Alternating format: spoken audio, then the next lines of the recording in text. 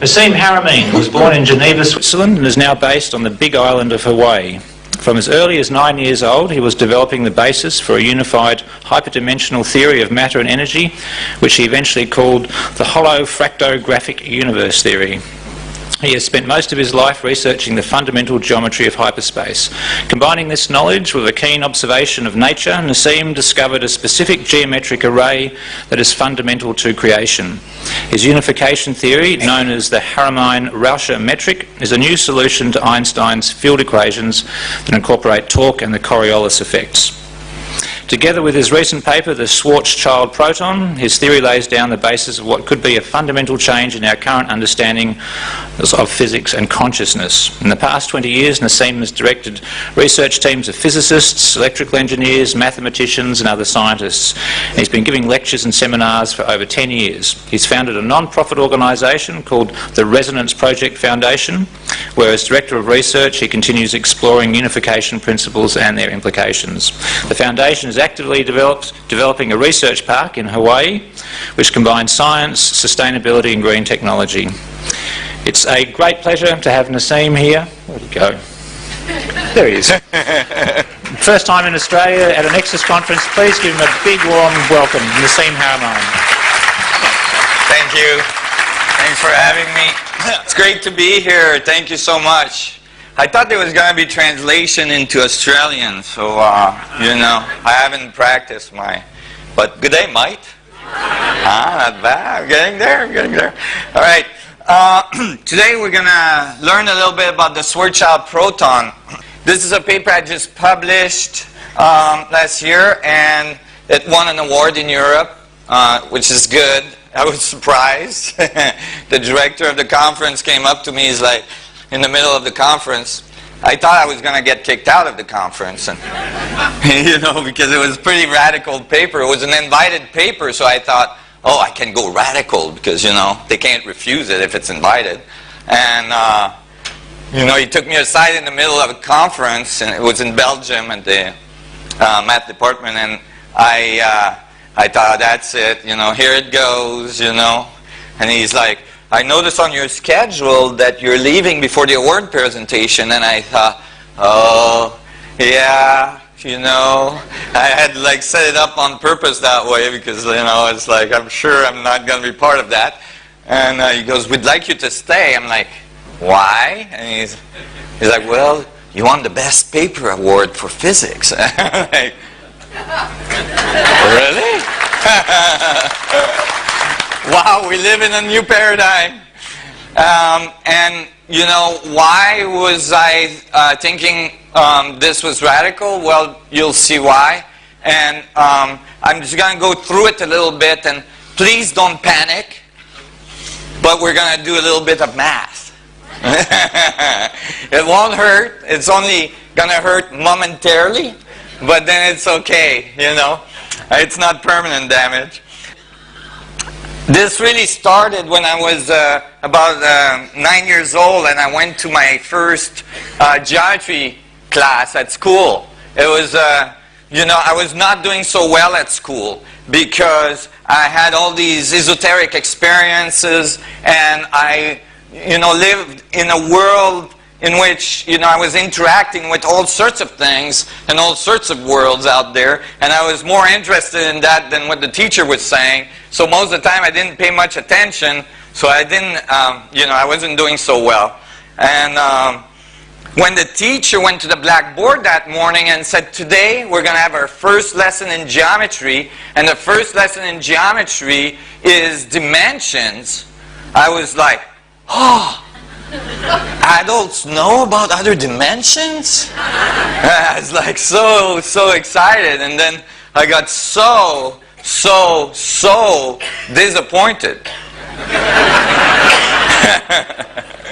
Because the teacher went to the blackboard and made a little dot like this and said, this is dimension 0 and it doesn't exist. And I was like, oh, this is not gonna go well. I knew from that moment on I was gonna fail that class. Because I was way back, you know, I was always nearest the door. and I could see the dot. So if I could see the dot, how is it that it didn't exist? And then the teacher did something remarkable. He put a bunch of dots together, made a line, and said, this is dimension 1, and it doesn't exist either, because it still doesn't enclose volume. And then he put 4 lines together, made a plane, called it 2D, and said that's the plane that all your comic strip books lives in, and it doesn't exist. And I could see, like, the kids were crushed, you know. They were like, what? And then he did something miraculous. This is the equivalent of the, you know, miraculous Big Bang, you know. He did something miraculous. He took 6 of these planes, put them together to make a cube, called it dimension 3, and said, this one exists. And I was like, huh? How did that happen? You know, because I don't care if you put 100 million non-existing planes together, you don't get existence, right? If the dot that doesn't exist, right, makes the line that doesn't exist, makes a plane that doesn't exist, you don't get existence. You get non-existence to the 4th.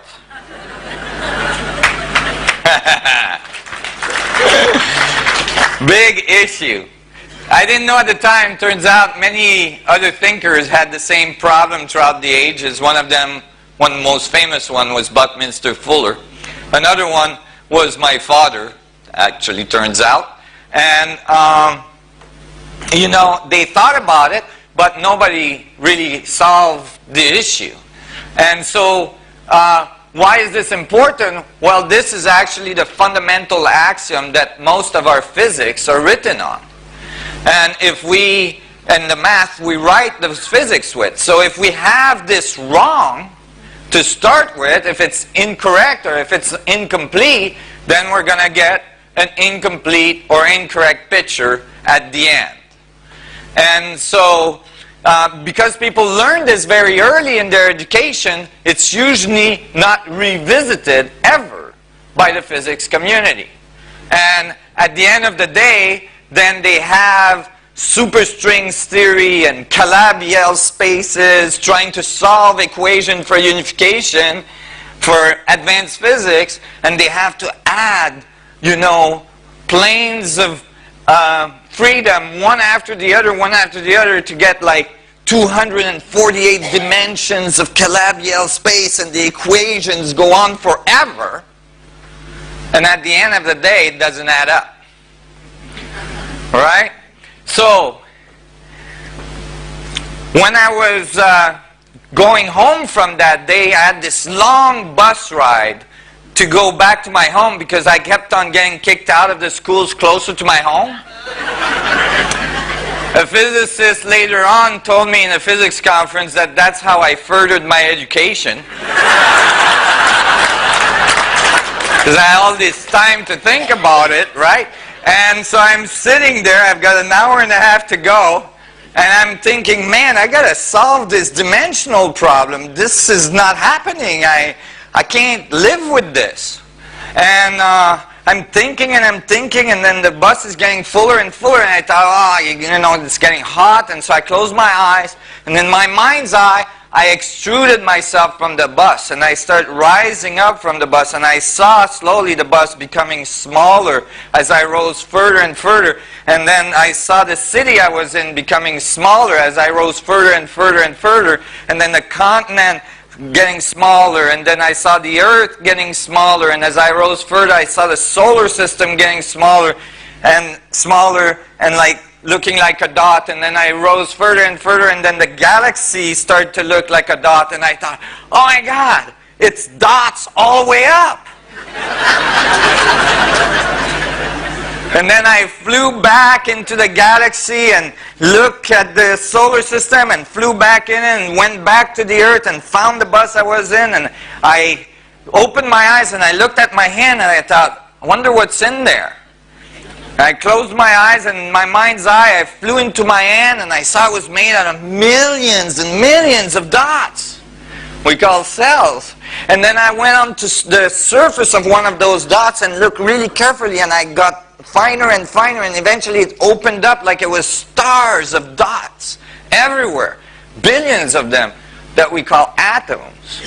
And then I went to one of those dots, and I looked in the middle of it, and sure enough, what was there? Another dot. And I was like, oh, it's dots all the way down. And I had this epiphany, you know, like, oh my God, maybe the universe, maybe the answer to the riddle is the exact contrary. The only thing that exists is a dot. The universe makes points of infinite division and assembles them at different scales and make everything we see. I was like looking at the people in the bus, and I could see they were made out of dots and smaller dots and smaller dots. They seemed to glow with a strange aura, and you know, at this moment. And you know, when you have these moments of epiphany, I'm sure many of you in this room had them, you know what you want to do next, right? You want to tell someone, right? And you all know how that goes, usually. You get the look like, did you take your medication this morning? And, you know, so I ran home when I got out of the bus, and I waited for my mom to come back from work, and when she got home, I was like, Mom, I figured out something at school today, it's so awesome. And my mom was all excited, like, oh my God, he's actually enjoying school, like, oh, maybe he had a good exam, you know, for the first time in his life. And I'm like, Mom, today I learned about dimension at school, and they're wrong. I just went over like a lead balloon. And it's like, Mom, you know, I think it's the contrary, that like the only thing that exists is dots, and you're made out of dots that are made out of smaller one and smaller one and so on. You get infinite amount of dots, Mom. And she looked at me, and she said, you know what, I just worked for 8 hours, I'm real tired, I don't feel infinite at all. And, you know, she had made a point, you know, pun intended. And it's like if everything is embedded into each other to infinity, is how you get boundary condition. How does things differentiate from each other? This has been a big problem. It's a chasm in our understanding. How does infinity and finite system interact? Typically we think they don't. And that has shown up in our physics really strongly. So now we have a theory for like big stuff, Einstein field equations, that predicts continuums towards singularity, continuums towards infinity, and we have a theory for the small stuff, for the atoms and the subatomic particles we call quantum theory, and quantum theory predicts bounded linear finite states. His unification theory, known as the Haramein-Rauscher metric, is a new solution to Einstein's field equations that incorporate torque and the Coriolis effects. Together with his recent paper, The Schwarzschild Proton, his theory lays down the basis of what could be a fundamental change in our current understanding of physics and consciousness. In the past 20 years, Nassim has directed research teams of physicists, electrical engineers, mathematicians and other scientists. And he's been giving lectures and seminars for over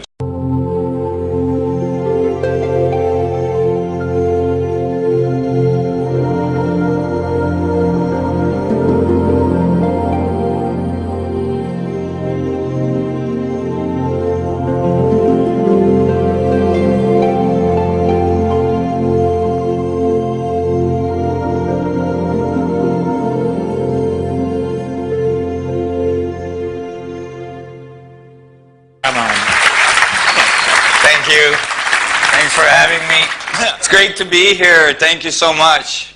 I thought there was going to be translation into Australian, so you know, I haven't practiced but good day, mate. Not bad. I'm getting there. All right. Today we're going to learn a little bit about the Schwarzschild proton. This is a paper I just published last year, and Nassim Haramein was born in Geneva, Switzerland, and is now based on the big island of Hawaii. From as early as 9 years old, he was developing the basis for a unified hyperdimensional theory of matter and energy, which he eventually called the hollow fractographic universe theory. He has spent most of his life researching the fundamental geometry of hyperspace. Combining this knowledge with a keen observation of nature, Nassim discovered a specific geometric array that is fundamental to creation. 10 years. He's founded a non-profit organisation called the Resonance Project Foundation, where as Director of Research he continues exploring unification principles and their implications. The Foundation is actively developing a research park in Hawaii, which combines science, sustainability and green technology. It's a great pleasure to have Nassim here. Where'd he go? There he is. First time in Australia at a Nexus conference. Please give him a big warm welcome, Nassim Haramein.